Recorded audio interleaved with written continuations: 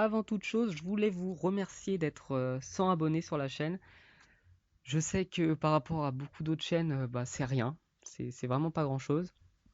Moi, je fais ça, c'est pour que ça plaise et puis avoir un petit retour comme ça, même si c'est minime, ça fait plaisir et puis c'est déjà une grande étape de franchie.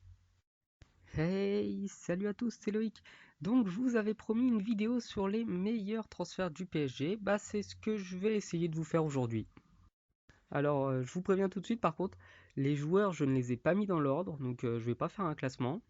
C'est vraiment parce que c'est pas possible de comparer certains joueurs, c'est pas la même époque, c'est pas le même type de club. Enfin, le PSG a quand même changé de style. Donc voilà. Et donc du coup, je vais commencer avec Georges Weah. Donc lui, c'est un joueur du Liberia qui a passé quelques années au PSG, qui s'est d'ailleurs imposé comme un des meilleurs attaquants de l'histoire. Donc n'hésitez pas à aller voir cette vidéo que je vous mets en description. Alors, s'il est dans les meilleurs transferts, c'est parce que déjà, bon, le transfert n'a pas été hyper exorbitant, pour l'époque probablement, mais bon, c'est quand même raisonnable. Et il est devenu Ballon d'Or à la suite de son passage au PSG. Bon, il ne l'a pas été au PSG, mais quand même, ça a dû jouer grandement dans son évolution, et c'est pour ça qu'il est dans ce classement. Ensuite, Juan Pablo Sorin. Donc lui, c'est un Argentin qui aura fait ses preuves dans de grands clubs européens, qui aura même gagné beaucoup de compétitions. Lui aussi d'ailleurs est dans une de mes vidéos que je vous montrerai en description. Et s'il est là, c'est tout simplement parce que le PSG se l'est fait prêter. Donc on n'a pas déboursé de sous pour son transfert. Il avait un salaire qui était quand même assez élevé et il me semble que c'est pour ça qu'il n'est pas resté. Mais ce qu'il faut retenir de Juan Pablo Sorin, c'est qu'en une trentaine de matchs à peu près qu'il a fait avec Paris, il n'a pas connu une seule fois la défaite. Et c'est pour ça que vraiment, c'est pour moi un des meilleurs transferts que le PSG ait connu. Le troisième joueur, c'est bien sûr Zlatan Ibrahimovic. Lui, il est venu pour une vingtaine de millions d'euros. D'ailleurs, je me rappelle qu'à l'époque, il avait passé la barre symbolique des 100 millions d'euros en transfert cumulé. Parce que voilà, il a été transféré dans 5 clubs pour plus de 20 millions d'euros.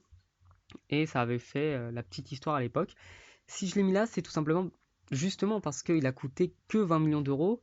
Et quand on voit tout ce qu'il a apporté au club et ses statistiques qui sont juste monstrueuses, je me dis que quand même un mec comme ça, je pouvais pas me permettre de faire une vidéo sur les meilleurs transferts du PSG sans le mettre. Et oui, c'est déjà l'avant-dernier, je sais, vous allez vous dire oh non, Loïc il est trop fort, il fait des vidéos géniales. Mais oui, toutes les bonnes choses ont une fin.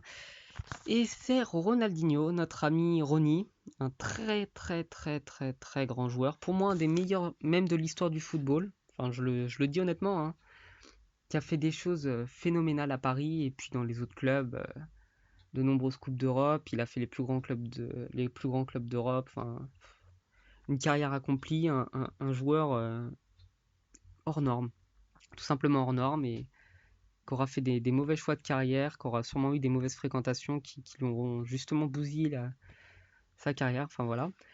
Mais c'est pas pour ça qu'il est là, c'est surtout parce que il est devenu Ballon d'Or après son passage à Paris, chose assez rare. Il aura été phénoménal, présent dans les grands matchs, un peu moins dans les matchs sans importance. Mais voilà, faire un classement sur les meilleurs transferts du PSG sans Ronaldinho, c'est comme Zlatan Ibrahimovic, c'est pas possible. Et donc on en est déjà au dernier joueur dans ce classement des meilleurs transferts du PSG. C'est un joueur qui joue encore au PSG d'ailleurs, hein, vous l'aurez reconnu, c'est bien entendu Marco Verratti. Le hibou, comme Laurent Blanc l'appelait, a coûté à l'époque 11 millions d'euros. D'ailleurs, nos amis marseillais qui nous regardent sûrement s'étaient moqués de nous. Ha ha ha ha, Marco Verratti, 11 millions d'euros, on le connaît pas, bla bla bla bla bla. Sauf que à notre époque, il doit valoir le double de Pogba, donc à peu près 200 millions d'euros. C'est des sommes folles, hein, je précise. Et que en sélection nationale, les Italiens auront vraiment pleuré son absence. Nous aussi, parce que on a quand même mal joué en Ligue des Champions et Marco Verratti n'était pas là, il nous aurait vraiment aidé.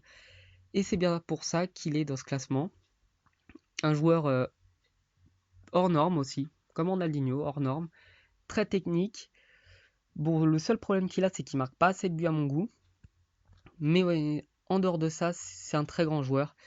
Et c'est pour ça qu'il était dans ce classement des meilleurs transferts du PSG. Du coup, je vous remercie de m'avoir suivi pour cette vidéo.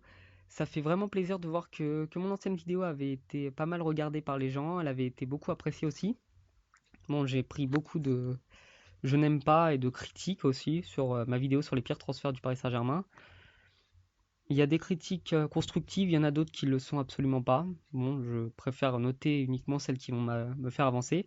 C'est pour ça que je vous fais cette vidéo-là, en espérant que la qualité sera meilleure, que ça vous aura plu. N'hésitez pas à commenter, comme toujours. Et puis je vous dis à bientôt pour une prochaine vidéo, peut-être sur le PSG ou sur le foot en général. Mais pour ça, il faut que vous me proposiez des choses. À bientôt!